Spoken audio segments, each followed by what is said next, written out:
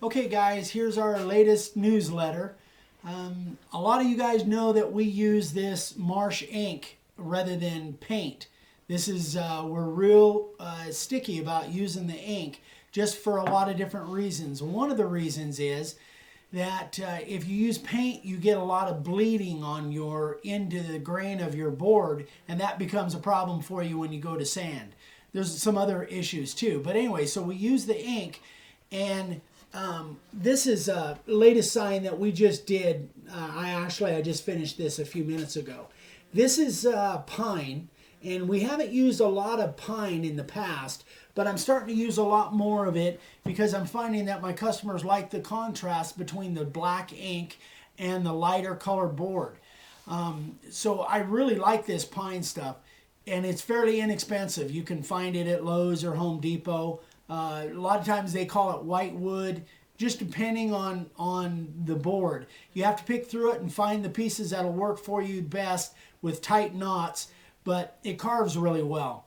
Now, one of the issues that we have with this pine is that when you're using the ink, unlike the cedar, whereas I can spray the cedar and it'll almost never bleed, on this pine, once in a while the ink will even bleed into the grain. So when you're using this pine or you're using anything like pine, even on that panel board that you saw on a couple of our last videos, just be real careful when you're spraying and spray nice and light. Don't spray it really heavy because sometimes in some of the pine boards it will bleed into the grain and then it becomes a real pain to sand it all out. So that's just a tip that I wanted to go over with you guys that I'm finding that I wanted to share with you to save you the aggravation of having to sand those bleed spots out of the grain.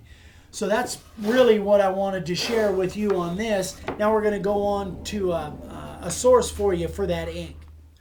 Okay, Dad just mentioned something to me about this particular sign that I hadn't thought of. A lot of times when we see signs that you guys are carving, you want to pay attention to your spacing on your lettering. If you really look at this sign, see those outset letters, see how close they are? They're almost to the point where they're touching. They can't touch because they're outset letters, but they're almost to the point where they're touching. The closer your letters are, especially on this kind of lettering, this font, the closer they are, the better they actually look. So keep that in mind when you're doing layout on your signs. One of the common mistakes that new sign carvers make is they put way too much space in between your letters, even when you're carving inset letters or outset letters.